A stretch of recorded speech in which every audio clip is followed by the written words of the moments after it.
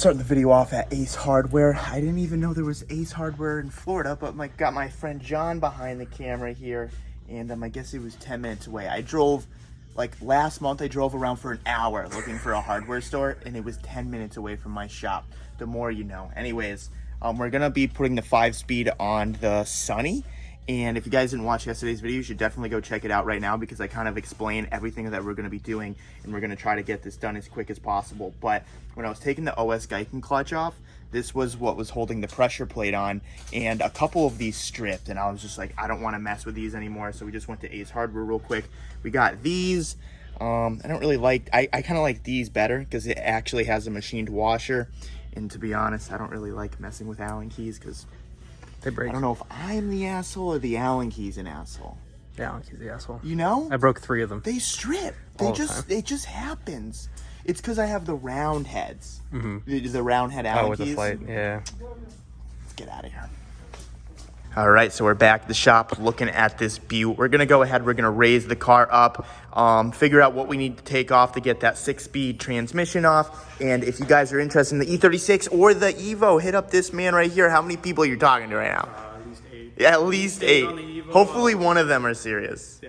So we can get that sold and we can get the last car of the collection for now. I'm still car shopping, but we need to sell both those cars to get one partial car. Trust me, it's gonna be worth it. Just someone buy it so I can show you. Anyways, let's raise this thing up. So I just raised up the car, and we're gonna be taking off the header because you can see there's like maybe 3 or 4 cut hairs of space between the headers and the transmission. So we're just gonna take that off, take the full exhaust off, just get that out of the way so we don't damage anything. And then we can actually start to mess with the bell housing bolts and the transmission mount and stuff like that. But realistically, this shouldn't take too long. Okay, well, this is a stressful part. Trying not to hit anything and getting this header out here. Real question, how do you get this out from under? Yeah, it might be from under. Dude, no way. Unless I can angle it to go. Oh. Yeah, it's just hitting under. Oh. Come on, baby. Come on, baby. There we go. Holla. All right, so we got the full exhaust off. We got this off. Now we can actually raise the car back up. We can start to take the bell housing bolts out and pull this crap. So this is interesting. I was gonna take the shifter out. There's no holes. I mean, I guess it's underneath the transmission tunnel, but like this thing is pretty sturdy. Hopefully we can get like a wrench up there underneath the car. I don't know, let's find out. All right, so you can see the bolts are right up there. Those 2 won't be too bad, but these 2 up here kind of seem to be challenging. So I'm gonna go ahead, I'm gonna drop the transmission support bar right there, and hopefully it just, I mean, obviously it'll sag it, and we can take the turret off, and then we'll worry about the bell housing bolts. All right, so I didn't want the transmission just slamming down and having a chance of hitting the firewall, so we're just gonna slowly lower this thing and make sure that the shifter is cleared and stuff. I just need it down enough to where I can actually get to the bolts easily here. How's the, oh my God, we're like a cut hair from the firewall. You can't even see anything. Yeah, we have a little more room, not much though. This is awful. This is awful. I guess we'll know if it stops moving. Oh.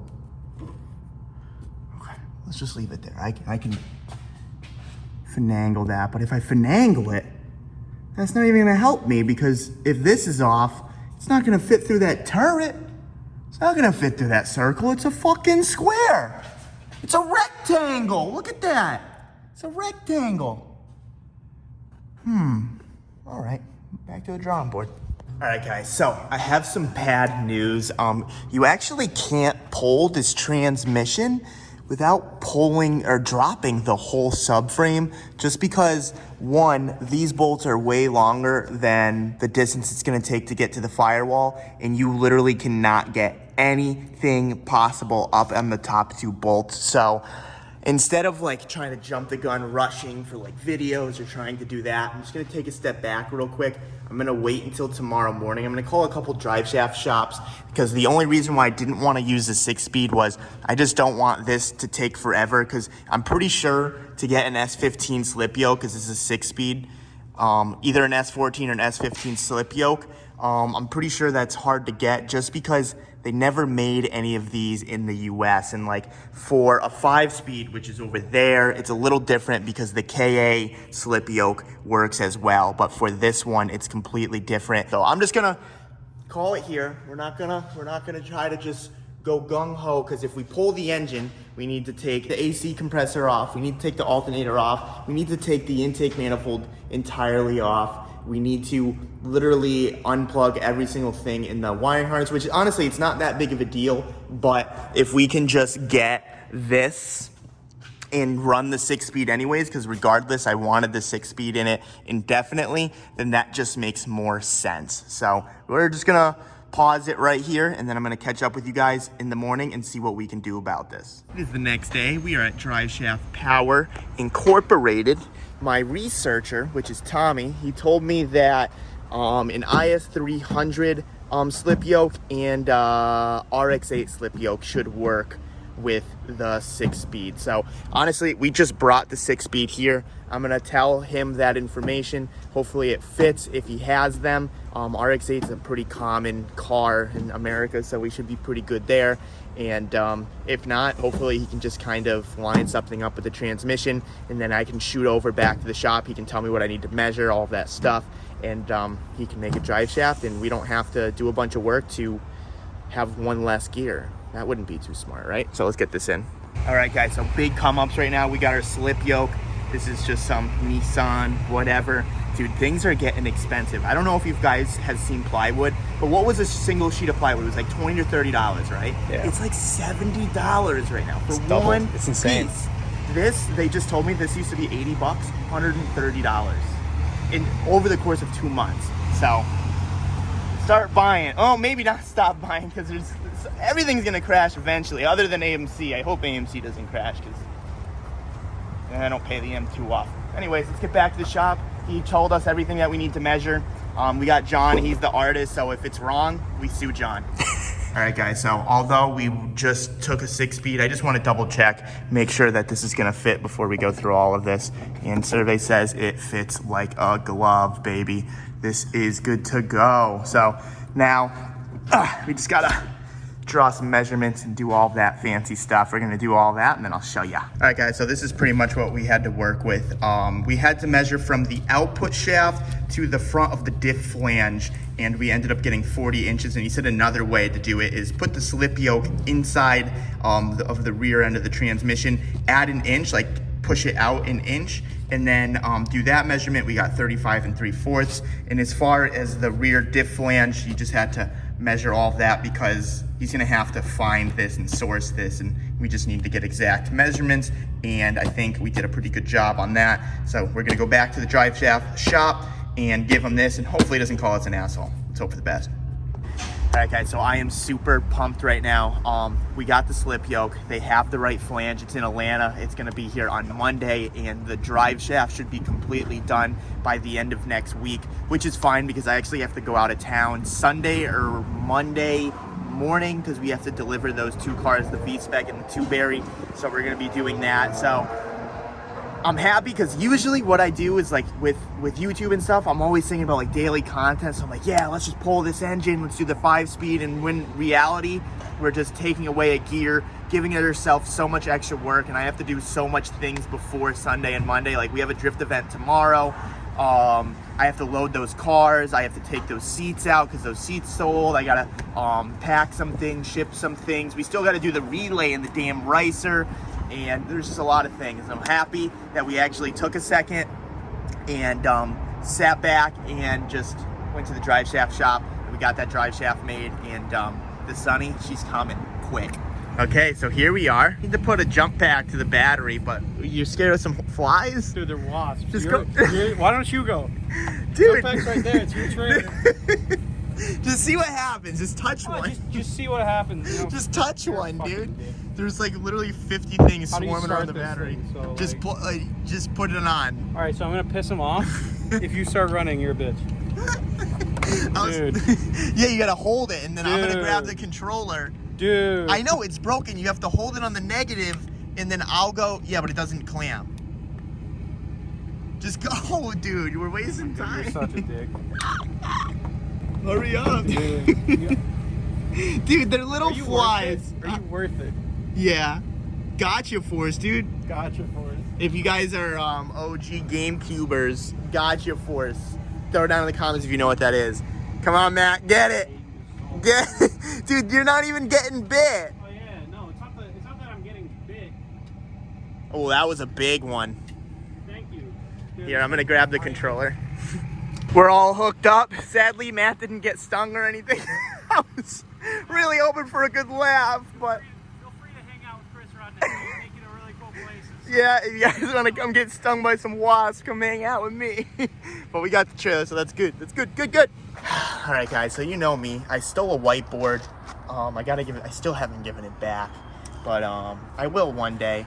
Tommy, I don't know if he posted this video, but he got something, so I'm not going to share it yet, because I don't know if he posted it, but he got something, right? And I brought him to get it, so I was like, all right, well, since I brought him to get it, I saw this flare in the car, so I was like, my flare now. Took the flare from Tommy. Sorry, Tommy, I stole it. I did tell him about it, and he's like, you better give it back, fucker. I think he forgot about it. He said he was going to bash my skull, but so here we are. I haven't used one of these in a really long time. Like, how hard do you think you need to do it? Pretty hard. I feel like you gotta just don't break. Like I'm just nervous that it's gonna shatter into my eyes. safety squints. Safety squints. Just close it and fucking pound it. I want to watch though, right? Oh. All right. That wasn't bad. Gotta clean up now. It was just a little. Dude! All right, now it's time for the grand finale. Hold on. What is this, marble? This is trash, by the way. Clearly. Yeah, this is heavy. I don't want to cut myself. Oh my. We're just helping throw out the trash.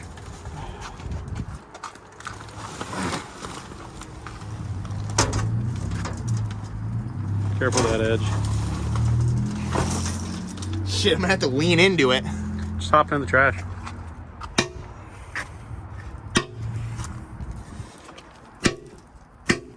You see the spark? All right. I guess Can't break marble, but I broke the glass pretty good. Damn it, now I'm on like a breaking streak.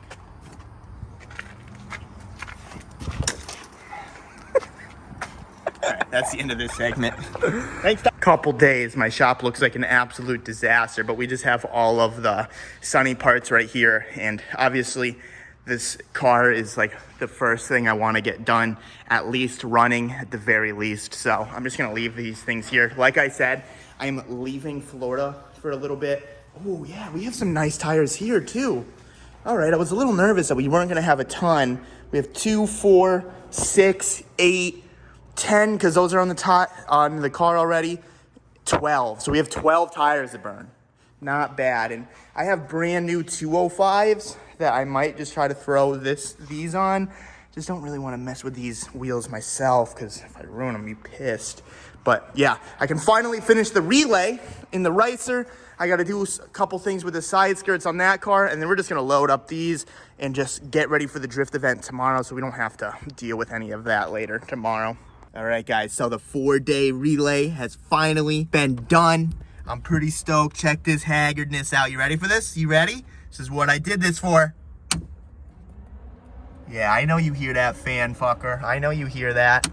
So all the gauges work again. Everything's back together. This was my boost gauge, but actually this is the first AEM gauge that has ever broke on me. The whole digital screen just stopped working, so I just need to get another one of those. But I mean, honestly, out of all 4 of these, the boost gauge is the least of my concern. We can't boost creep, right? Because we're pretty much running max boost, but we got oil pressure, water temp, air fuel ratio, so we're just gonna clean up all this garbage.